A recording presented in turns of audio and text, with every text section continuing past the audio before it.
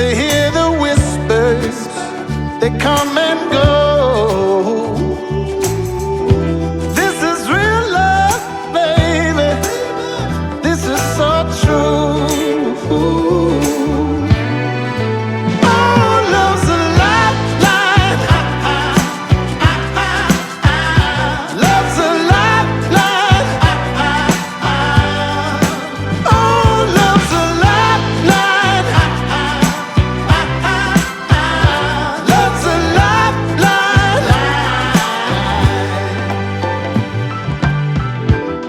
We're reaching to grow tall and feeling small, yeah. Give me a call. Now when everything comes crashing down, we got to hold each other up, so we're staying strong. Oh, love's a lifeline. Love's a lifeline. Oh, love's a lifeline. Love's a lifeline.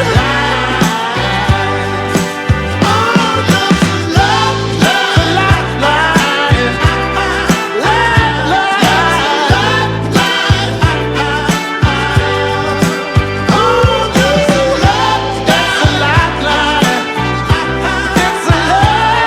a lifeline.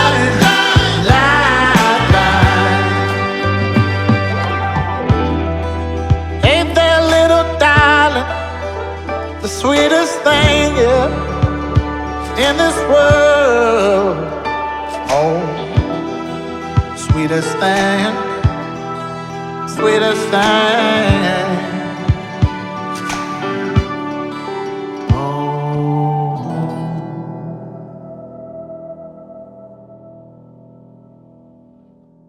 Dwight, welcome to the Life of Wooden Boats, and thank you for joining us to talk about your Gold Cup series of wooden boats that are now almost 40 years old. So why'd you start Clarion Boats?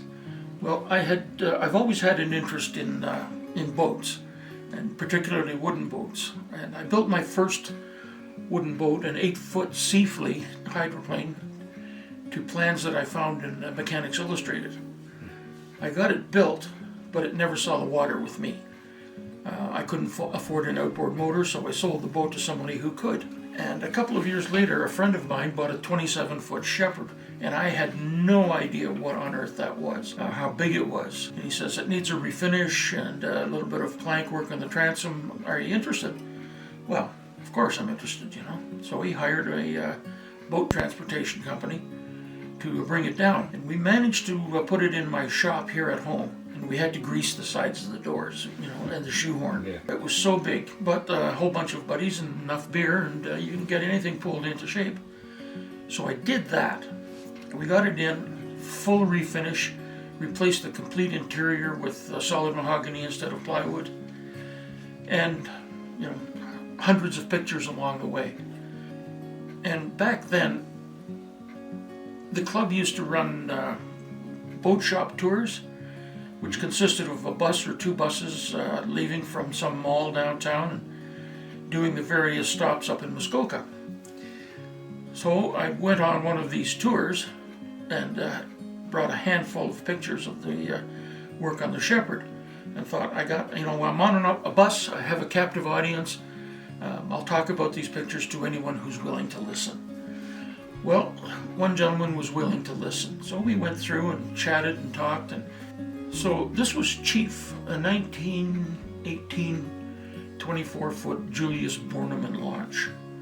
And it was up on Amick Lake, hanging up in the rafters of an old boathouse belonging to George Armstrong of Toronto Maple Leafs history.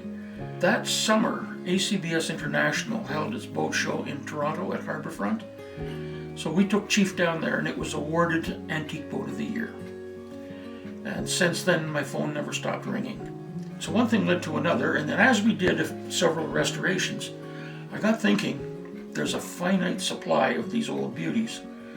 At some point, it's going to get dry, and it's going to be increasingly difficult to put work on the floor. Maybe we should think about building new wooden boats. So we did. Then I thought, well, I'd like to build something fairly racy, sports car feel, long and lean, looking at the rounded shear of the streamliners, which I really liked, and looking at a racer from 1924, George Crouch design, Baby Bootlegger. So discussing all of that, being a little cocky, thinking, well, you know, if I get this off the ground, I'm going to be building some of the finest boats of their type on the water. So now I need the best designer. So I called up a couple of Canadian designers that had a good name. Mark Ellis and Steve Killing. Chatted with both of them interested in the job and in the project. Hit it off best with Steve Killing. We got along. There was a chemistry, and you know, I could blather on and he could translate that into beautiful lines. So he was a joy to work with, and over the years he designed, I think, 9 or 10 different designs for us, which we built, and we started with the Gold Cup. And again, we were looking at Baby Bootlegger, so we wanted that flavor. So finally he gets a preliminary drawing done, and he says, I've got a preliminary drawing, he says, you should see. It's hanging on a wall in my office. So I drove up to Midland to see this drawing, and being a little dramatic, Steve had it covered with a cloth. So we walked in, and then there was the great unveiling. Well, my jaw dropped, and I think it hit the floor. It was spectacular. Had I known then what I know now, I'm not sure that I would have started with that design of boat. Extremely complex boat to build. Not a straight line in it. Rounded shears sculpted up into the cockpit combings. That tremendous challenge, and really enjoy a challenge. Found this first letter that way back in February '87 that I sent to Dwight. This was after our first meeting. Dear Dwight, it's a pleasure visiting you yesterday. You must have cleaned the shop just for me. What a delight. I learned afterwards that his shop is always clean. So the boat is planned to be approximately 24 feet long, ended up being 25, with some of the spirit of bootlegger. That is, with a fine entry, hollow sections forward, a rounded shear, and long, lean look. The one area I'm still investigating is the dead rise angle. There are pros and cons for both the traditional flat sections aft and the more modern deep V. So as it turned out, we ended up going fairly flat, like the historic bootlegger. Speed desired is 60 miles per hour. We never quite made that, 55. Construction is to be West System cold molded mahogany with the last layer running fore and aft. Bulkheads to be half-inch marine grade ply. There's to be a single cockpit with a bench seat aft and seating for 2 forward. Much of the hardware will be custom. We will have the preliminary to you by March 1987 and the final drawing 6 weeks after that. Look forward to working with you on this project. So I was looking at the drawing, we actually made it May 1987, so we stuck pretty close to that. But that's the introduction of Dwight and I to each other. So that was 1987. I just finished the America's Cup project and was giving a bunch of talks. So I'm not sure if Dwight heard one of those talks. So he called me up and said, do you do powerboats? And I had never done a powerboat to that point. I said, sure, I do powerboats. And we both assumed that each other was more experienced in their field than they were, because Dwight hadn't built a whole bunch of boats. I hadn't designed any powerboats.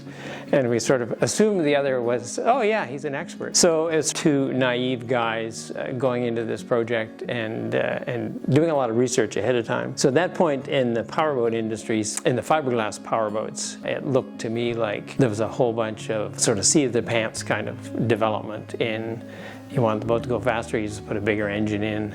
You want a longer boat, you chop in the middle, add a piece kind of thing. I spent a fair bit of time after Dwight had called doing research in how you can predict at that time, how you can predict the speed, the trim angles, porpoising tendencies, which was much more simplistic than it is now. We have much more tools at hand. So the Savitsky analysis, which is all the planing powerboat analysis, we did that in the boat. But in the visuals, which was the huge part of the Gold Cup 25. So the rounded shear line, which is gives you that sort of bullet shape. But in the details of that, I was keen, and I think we were both pretty keen, that the radius near the front of the boat is still fairly tight. So as you get bigger, like the Streamliner, for example, which has a very big radius at the front end, you start to lose some of the definition of the boat, like where's the shear line, where's the middle of the deck kind of thing. So we tightened that up a little bit to give a visual that we both liked. And then as you go aft, it just gets softer and softer until you get back to the transom. So that was quite doable, and so it's interesting having the designer be a separate person from the builder. Some builders are the designers themselves, and that you tend to, or at least I tend to push a little more in a direction that the builder might say, well, that's kind of hard to build. Whereas if you're the designer and the builder, you might not push yourself so hard. And even just the naive thoughts of, I don't know what's hard to build. At this stage, certainly, first boat. So I was very keen when we got back to the cockpit that we didn't have a 5/8 plank as the coaming, that we actually slowly rolled into the coaming in the boat and rolled up to the windscreen. And Bootlegger herself, it's a very angular cockpit. It's just a two-seater cockpit, and there's no windscreen actually. It's just a deflector at the front end. So I was keen on having it swoop up to the windscreen, which is quite doable. But Dwight pointed out through the process and a lot afterwards, swooping up to the cockpit, which is a concave curve in wood, and particularly at the back of the cockpit, where we're changing that into another concave going aft, is the hardest part of the boat. So there's a solid chunk of lumber there that had to get hand-shaped. He said, sure, I'll give that a try. And so when I recently saw the boats at the Rendezvous, I hadn't probably seen one of these for 8 years. And you see the boat again, you say, yeah, it's still a gorgeous boat. And working with Dwight, so I'm obviously defining the shape of the boat, location of the frames, but Dwight is doing all the details. So all the construction details, how you're going to fit these things together, how you're going to do that, and even the hardware, deciding where it's going to go, making the patterns for the castings. So you could give Dwight a little sketch on a rough piece of paper, and the result would be phenomenal. It's just so nice working with somebody like that. And on a boat like this, which is basically a mahogany bullet, you have to add some controlled details to attract your eye. Otherwise, it's hard to read anything about the shape. So where you put cleats, where you put air scoops, and how you detail the air scoops, whether you put a little flash of chrome on the front, defines the boat pretty well. You don't want to go too far. If you put too much bling on it, then you lose some of the beauty of the mahogany itself. So that's how that all started with Dwight. The professionalism he has and his philosophy, which has always been, probably to his company's detriment, is he would rather spend the time and make it beautiful rather than make money. So that balance of putting the resources in and the time in, even if you're not going to get paid, because the product is going to be phenomenal. Like the design, like the drawings, and of course, I have no money to build this boat. And the banks just laughed you out of the place. A wooden boat, you say? Ha ha ha. Next, please. A fellow from Peterborough who had a 24-foot Shepherd Conspiracy, beautiful boat, had loaned it to a friend of his who hit a dock really hard and punched out one of the planks. Can you repair this for me? Yes, I can. So he brought his boat down, and of course I'm hyping this project. And he took an interest in the design, and I said, I don't have the money to build this boat. He says, but leave it with me. I have a friend that I'll talk to about it, and maybe we can help out. So, with the help of Brian Norman, Joe Atkins, who put up the money, and I put up the sweat equity, we got the first one built. Chopper. And of course, very delighted. I mean, it's a spectacular design without a doubt. And we carried on from there. So ultimately, we ended up building 4 of that model. Everything, all the hardware on it was you customized it? All custom. Everything? Yep, it had to be correct for the... And that was pretty much all the boats, right? You didn't use hardware from other boats on any of them, did you? No, not at all. When we build a boat, first of all, my philosophy was, I want my own designs. I'm not going to copy somebody else's work. And I want my own hardware, and it has to suit the character of the design. Our own hardware. I did the foundry patterns, and had their hardware cast in bronze, bring it back, do some minor machining, send out for polish and plate. We had taken the first Gold Cup down to a boat show in Fort Lauderdale, and little did we know about boat shows. We asked to be in the water. You want to be in the water or on the land? In retrospect, we should have been on the land, because we were in the water and you're moored stern to. So we had a 35-foot something or other on this side and something huge on that side of us. Couldn't see our boat. Steve Van Dam was down there, and he was showing what was basically a 50-foot day sailor. So we got chatting, of course. We had lots to talk about. And this boat went on board, and he had that kind of plywood framing with longitudinal battens as a framework, and it was spotless, impeccable. So then I thought, well, we got to build a boat. I want it light, strong, stable.